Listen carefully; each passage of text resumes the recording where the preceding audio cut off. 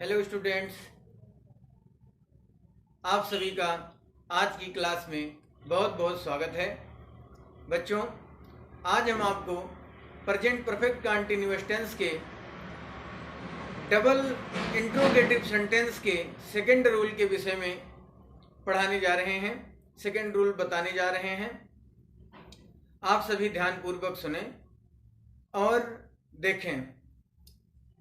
Present perfect continuous tense का second interrogative, इसको second interrogative और WH इंट्रोगेटिव भी कहते हैं, क्योंकि इनमें जो क्वेश्चन वर्ड स्टार्ट होते हैं वो WH से स्टार्ट होते हैं या W से स्टार्ट होते हैं।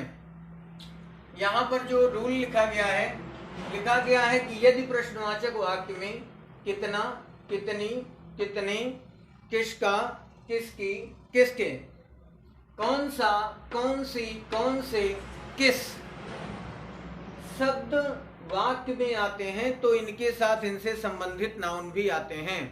बच्चों, यदि कोई इंट्रोगेटिव सेंटेंस है और उस सेंटेंस में कितना, कितनी, कितने, किसका, किसकी, किसके, कौन सा, कौन सी, कौन से, किस, ये शब्द वाक्य में आते हैं तो इनके साथ इनसे संबंधित नाउन भी आते हैं। तो यहाँ पर हाउ मेनी और हाउ मच का दोनों का मीन्स होता है कितना, कितने, कितने।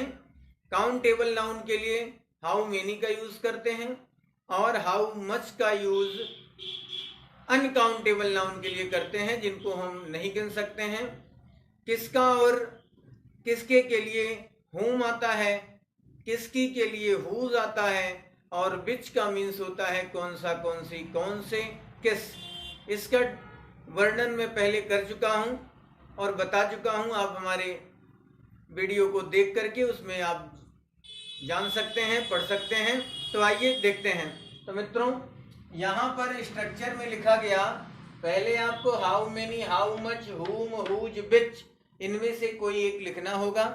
उसके बाद आपको नाउन लिखना होगा। सब्जेक्ट के अनुसार आपको हेल्पिंग वर्ब हैज या हैव यूज करना है। फिर आपको वही सब्जेक्ट तुरंत लिख देना है। सब्जेक्ट के बाद आपको बीन यूज करना है। बीन के बाद वर्ब की फर्स्ट फॉर्म में ING लगाने हैं। फिर ऑब्जेक्ट लगा करके सिंस फॉर आप टाइम के अनुसार यूज करेंगे। डेफिनिट टाइम होगा तो सिंस, इनडेफिनिट होगा तो फॉर, निश्चित समय होगा तो सिंस लगाएंगे और अनिश्चित समय होगा तो फॉर लगाएंगे।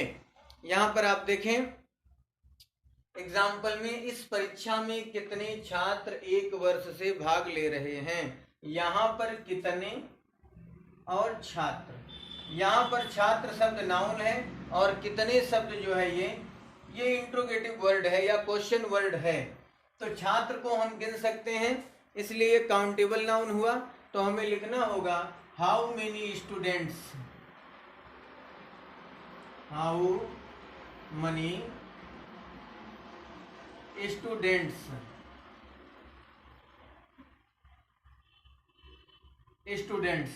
अब यहां पर हैज लगाएं कि हैव लगाएं, तो यहां पर स्टूडेंट्स हैं तो हम इसी के अनुसार हैव यूज कर रहा हूं।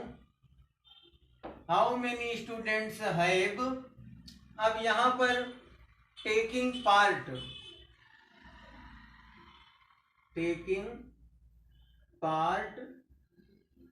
टेकिंग मीन्स ले रहे, पार्ट मीन्स भाग। आप यहां पर पार्टिसिपेटिंग शब्द भी यूज कर सकते हैं। How many students have taking part, कहां, इस परीक्षा में। तो इन दिस मीन्स इस, एग्जाम मीन्स परीक्षा, कब से, एक वर्ष से, तो for 1 year, for 1 year, question mark. इस तरीके से आपको लिखना है, इस तरीके से आपको सॉल्व करना है। नेक्स्ट सेंटेंस है, वह किसके लिए 2012 से धन कमा रहा है। तो किसके लिए। तो बच्चों, यहां पर जब प्रीपोजिशन आ जाता है तो प्रीपोजिशन को हमेशा सेंटेंस में सर्वप्रथम लिखा जाता है। तो यहां पर लिए शब्द आया है तो हमें फॉर शब्द सबसे पहले लिखना है, फॉर।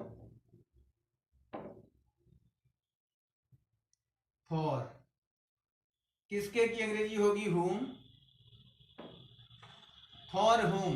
अब यहाँ पर वह, ये हमारा सिंगुलर सब्जेक्ट है, इसलिए हम हैज का यूज करेंगे, for whom हैज।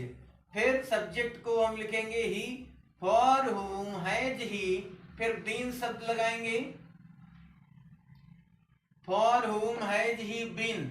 इस शब्द में हमने बीन का यूज नहीं किया है, तो यहां पर हमें बीन लगाना होगा, है been. for whom has he been, कमाना, तो अर्न मीन्स कमाना,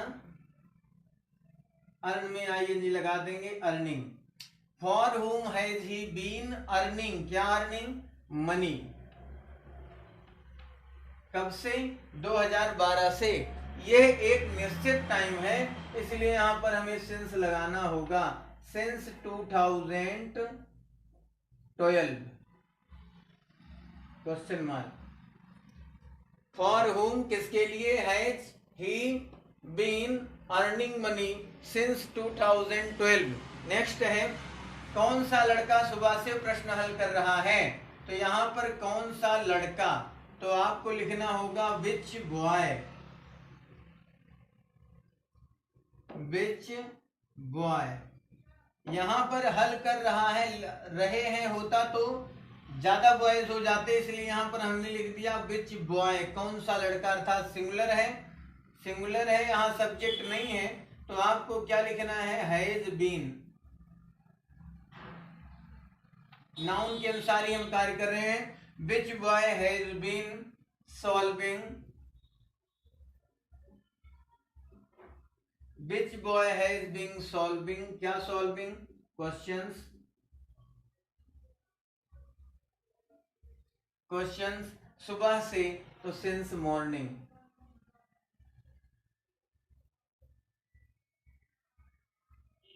since morning, question mark. Next है, दुकानदार एक सप्ताह से कौन सी वस्तु बेच रहा है। यहां पर कौन सी वस्तु आया है, तो थिंग मीन्स वस्तु या प्रोडक्ट कह लें, तो हमें लिखना होगा which product, which product has the shopkeeper,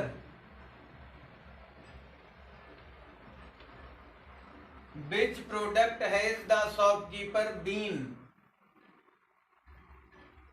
shopkeeper subject हो गया, हैज सिंगुलर है, इसलिए हमने हैज का यूज किया।